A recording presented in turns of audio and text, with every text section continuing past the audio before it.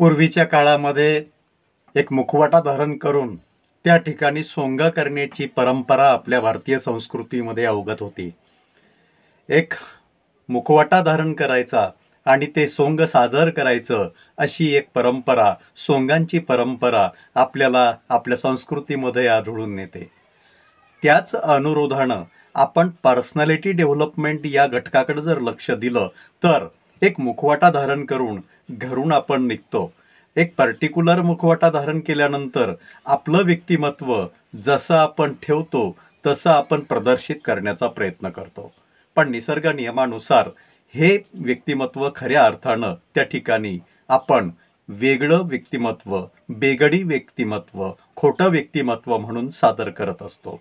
कारण समाजाचा एक दबाव, समाजाचा वेगळा अर्थ आपल्या कुठेतरी मेंदूमध्ये असतो. त्या दबावापोटी आपलं व्यक्तिमत्व नॅचरली, नैसर्गिकपणे आपण त्या ठिकाणी फुलू देत नाही आणि नकळतपणे आपलं व्यक्तिमत्व कुंठित होतं, त्याची वाढ होत नाही, त्याचा विकास होत नाही. आणि ह्याकरता ग्रीक शब्द आहे पर्सोना. पर्सोना म्हणजे मुखवटा. मुखवटा धारण करून सगळीच माणसं समाजामध्ये वावरत असतात. आजच्या आधुनिक काळामध्ये आपण त्या गोष्टी सर्वस्वी पाहत असतो.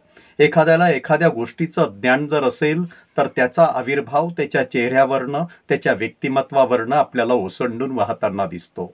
परंतु हे होत असताना किंवा हे दिसत असताना आपल्याला काही गोष्टींचे बारकावे लक्षात घ्यावे लागतात. व्यक्तिमत्व विकास म्हणजे काय? व्यक्तिमत्व विकास करायचा म्हणजे नेमकं करायचं काय? तर ह्या गोष्टीचा विचार होत असताना या भागामध्ये आपण व्यक्तिमत्वाचा विचार आणि व्यक्तिमत्व विकसनशील होणं ह्या गोष्टींचा विचार आपण या प्रस्तुत भाग 2 मध्ये याचा विचार करणार आहोत. नमस्कार मंडळी.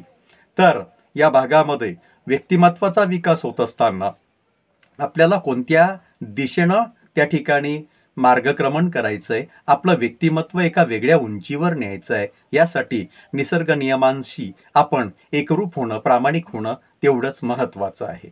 आपण ज्या कुटुंबामध्ये जन्माला आलो, आपण ज्या वातावरणामध्ये वाढलो, ते वातावरण आपल्याला पोषक होतं. त्या वातावरणानं आपल्या मनावरती काही संस्कार केलेत आणि त्या वातावरणानं आपलं जीवन घडत गेलं. पण हे होत असताना उगीचच वेगळ्या आविष्कारामध्ये आपण जगत असतो. वेगळ्या आविष्काराची माणसं समाजामध्ये पदोपदी पाहायला मिळतात. पण हे होत असताना त्या ठिकाणी आपण त्या गोष्टीचा जर विचार केला तर बेगडी व्यक्तिमत्व असणारी माणसं आपल्या अवतीभोवती आपल्याला खूप दिसतात. मग ही बेगडी असणारी व्यक्तिमत्व, त्यांचं व्यक्तिमत्वाचा विकास झाला नाही, त्यांचं खऱ्या अर्थानं त्या ठिकाणी निसर्ग नियमानुसार त्या व्यक्तिमत्वाची जडणघडण झाली नाही.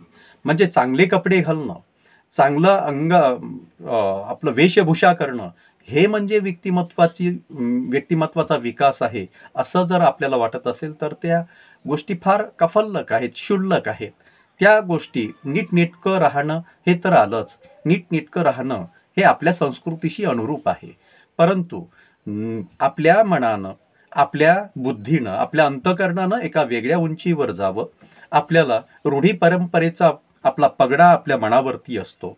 दररोजच्या जीवनामध्ये आपल्याला बऱ्याचशा गोष्टी आपण शिकत जातो आणि त्या पैलूतून आपलं व्यक्तिमत्व घडत जातं. आपण त्या पैलूनं शिकत जातो. आपल्याला वेगवेगळ्या गोष्टी निहाळता येतात आणि एक वेगळं व्यक्तिमत्व आपलं आकाराला येत जातं.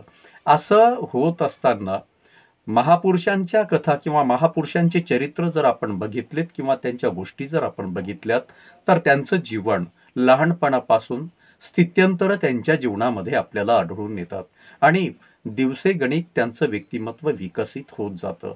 सकारात्मक भावना त्यांच्यामध्ये येत जाते आणि वेगळ्या आविष्कारानं त्यांचं व्यक्तिमत्व त्या ठिकाणी फुलून येतं. पण सर्वसामान्य माणसाच्या जीवनामध्ये काल जो होता तो आजही आहे, आज जो आहे तो उद्याही असणार, असं जर व्यक्तिमत्वाची घडण आपली राहील तर आपण म्हातारे होईपर्यंत आपल्या व्यक्तिमत्वाचा विकास त्या ठिकाणी होणं शक्य नाही.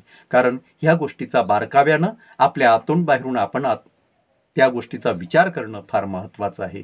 त्या गोष्टीचं चिंतन करणं, चिंतनशीलतेनं आपलं व्यक्तिमत्व कसं विकसित होईल, आपला धर्म काय, आपलं भाषा कोणती, आपली संस्कृती कोणती आणि आपण करतो काय, किंवा आपण आविष्कार ज्या गोष्टीमधून आविष्कार करतो, ज्या गोष्टीसाठी आपण दिवस रात्र लढतो, त्या गोष्टी हस्तगत केल्यानंतर समाधान उमटणं चेहऱ्यावरती, ही एक वेगळी भावना असेल.